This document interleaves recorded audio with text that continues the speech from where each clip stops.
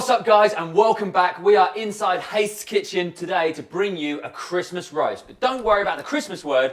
You could actually have this every Sunday of the year if you wanted to. Helps us as well because evergreen content. Thanks for having us, mate. And what's even more awesome, if you're a bit more lazy like me or you're not so talented in the kitchen, you can use the leftovers from this to make the most amazing Yorkshire pudding wrap. Like, just let that settle for a minute. Over on Ian's channel, there'll be a link in the description and a clickable link at the end of this video.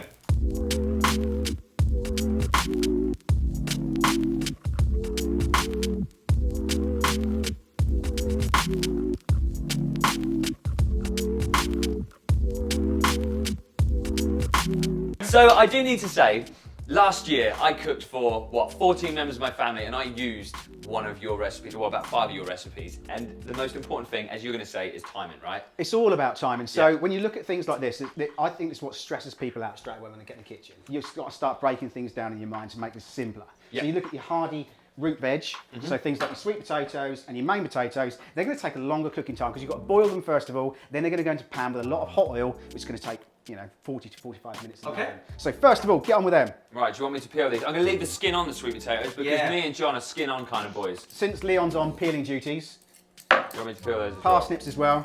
Okay. So important, the parsnips, potatoes go in the oven first of all with the sweet potatoes. So next up, pan of water.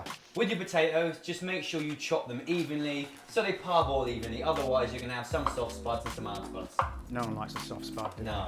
Just peel off your parsnips, snip the tops off them, and cut them into nice long lengths.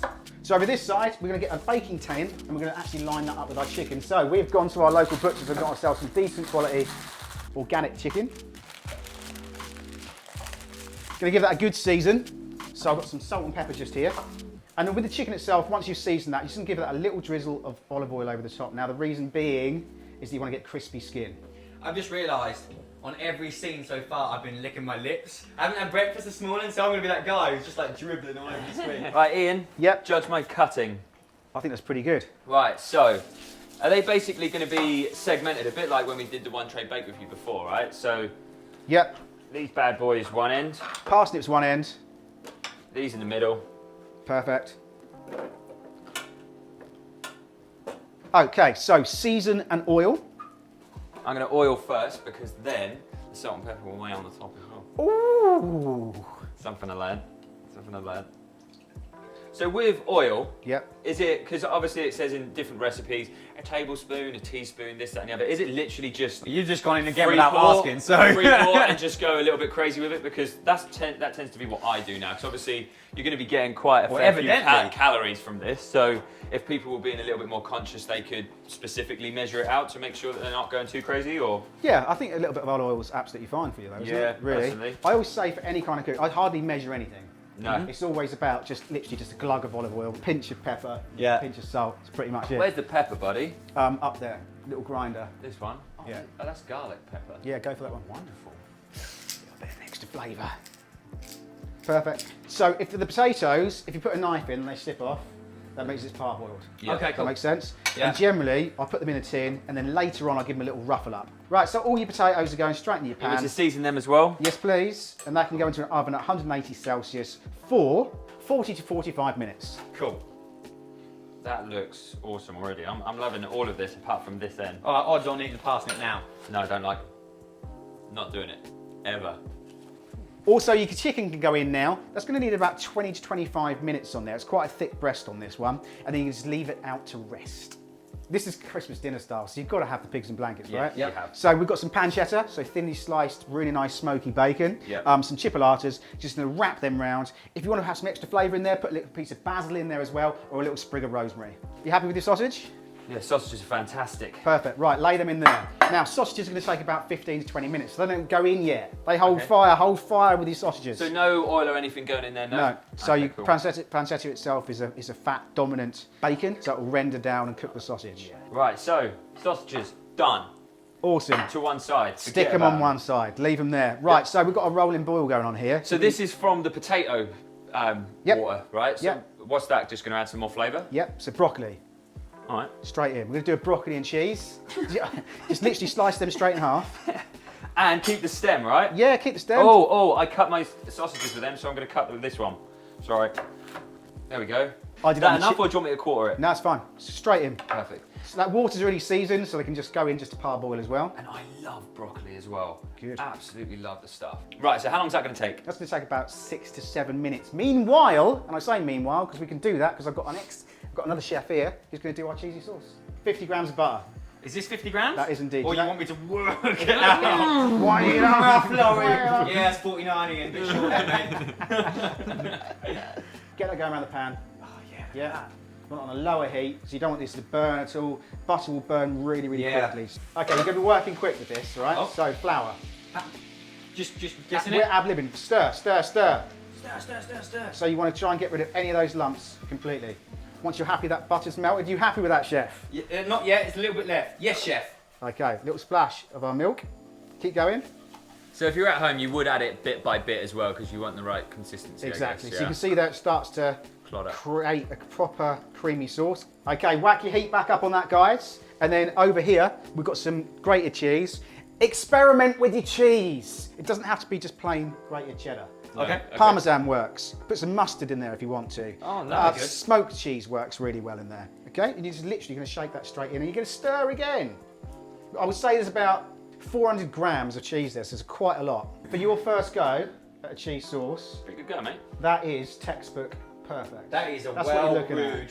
No flour there, nothing dried out, perfect cheesy sauce. Right, broccoli's done. They're going to transfer it straight into a dish. I'd probably go as far as saying that's the best bit of the roast dinner that's been done so far. Better than all that boiling and cooking, that cheese sauce. You'd almost think that I deserve a Michelin star for that one thing alone. Wow. Or a paper hat. Or paper hat I'll accept. That is perfect, mate. Thank you. Not quite perfect. Grated cheese on top. I mean, smother that bad boy. Getting well involved there. We get more. Don't ruin it, Leon, now I put all that hard work into So it. one thing that we may have slightly missed, when you put in the cheese sauce It's you missing the actual bowl with the cheese. over the broccoli, make sure you cover the broccoli heads so they don't burn a little bit, right? Absolutely. That's going to take about 15 to 20 minutes. The chicken's been in there 20 minutes, and guess what? Got 5 minutes left. No, you've got 20 minutes. We'll try that again. So if we think about timings now at this point, we've got the chicken and potatoes going in there for 40 to 45 minutes. They've been in there 20 minutes, so how long are these going to take? 20 minutes. So they This can is go when in at we this point. Right, so this is going in. Yeah, Where do you want it? bottom shelf please, bro. This shelf? And then the other ones can go in there as well. So cast your mind back to the bowl of potatoes and parsnips that we did at the start. Now that they've been in for 20 to 25 minutes, we're gonna crush down some garlic and get a couple of sprigs of rosemary. Why wouldn't we put them in at the start, Ian? It burns. Exactly that. So I'm gonna get on with that and chuck them straight back in to add a nice little depth of flavour. So at this point, you're gonna crush around 10 cloves of garlic. Don't worry about peeling them because you're not gonna eat the garlic. And 2 sprigs of rosemary. Put it all over the top and then chuck them straight back in again.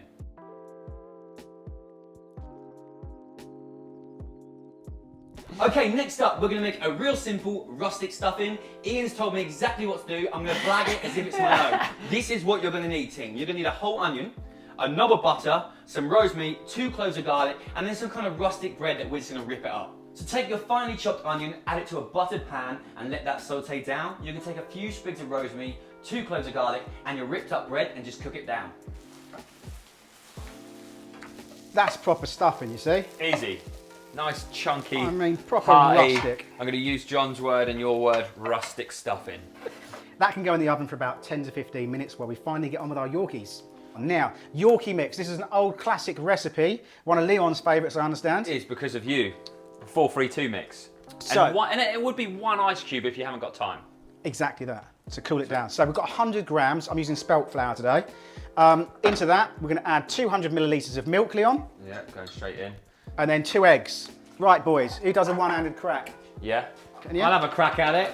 Leon, with one hand crack into your bowl. Hold it. Oh, you. Oh, yeah. Go on. Come on. Oh no. Oh, Hey! shell over there. Fell clear of it. Oh, didn't want it on camera, did he? Every time. Yeah, I nailed it though. We're going to use a shallow pan today. You can use muffin tins and it gives it extra rise. I'm going to go for a classic today though. So this into the fridge, right? Into the fridge, or you can just add an ice cube at the last moment. Okay, cool. Into your pan, you're going to add some oil. So that can go into your oven just to get it nice and warmed through for about 180 Celsius for around. About 5 minutes, I'm reckoning. Rehearse that, guys. Now, important, you want to go on the middle. So lower your top rack down to about the middle so you get a really good, nice rise out of it. Go too high, they burn. You get your hot pan of oil out of the oven, you're going to pour in your Yorkie mix and back into the oven again at 180 Celsius for around 15 to 20 minutes or until they've risen to a good height. Do not open the oven in the meantime because you will lose your rise. Okay guys, we're almost there. Last few things, we've got to cook our sprouts. Ian really wants to make a homemade gravy. I've not had breakfast, I've put my foot down. Can we just use like packet gravy? I know you hate it and it's really, but let's just do it, come on. Yes. The sooner this food comes, the better. He's furious. Legend. Gravy, done. So we have got our pan with all that flavour in there from the veggies. Let's get some more veggies in there. Okay, so we've got our same water that we cooked our broccoli in, so it's got all that flavour from before. We're going to take the ends off our sprouts, we're going to add our sprouts, our carrots and our cabbage to the water. You're not happy about that gravy, are you, mate? Not happy. Great gravy. Yeah, that's the best thing you've made all day. Oh. Jokes. Let's serve this one Let's up. serve this up and get these boys out of my house. Okay, so we have got some roast spuds, and I mean, look at the char on them. Oh, they are. That's what you're looking They're for. charred. Good char though. This is a great char. You don't bad char.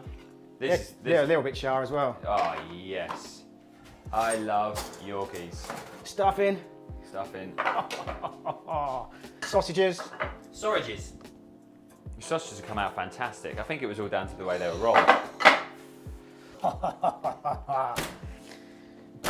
And the chicken. Shall I plate one of these up? Yeah, do it. Can I move you to one side then? Yeah, no worries. Came early. So, starting off, we've got a few of our beautiful crunchy potatoes. One of those. One of those. Look at the caramelisation on that. That's what you're looking for. Got our chicken. How hungry are you? Very hungry. Nice big piece of chicken just over the top. A couple of our sausages.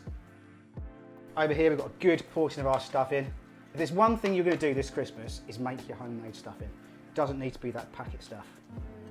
Over here we've got our greens, good bit of cabbage on the side. It's all about the plating up so it looks lovely. Notice how quiet I've gone. That's your concentration. I'm going to eat loads face, isn't it? Decent amount of our broccoli cheese just over the top. Merry Christmas, you filthy animals. I love Home Alone. It's definitely It's a classic. Is Die Hard a Christmas film? Yes. Yes! No. Totally. Get out. Get out. If Who you enjoyed wears this a video, vest guys, at Christmas? make sure you hit the like button. Head over to Ian's channel now. There's going to be a box that comes up here. It's going to show you how to make the most amazing Yorkshire pudding Christmas wrap. It's so good as well. It's so good. So thank you so much for watching, guys. Have a fantastic festive season with your family and friends. Eat loads, be merry, and we will see you on the other side. Bye, See you guys. then. Bye.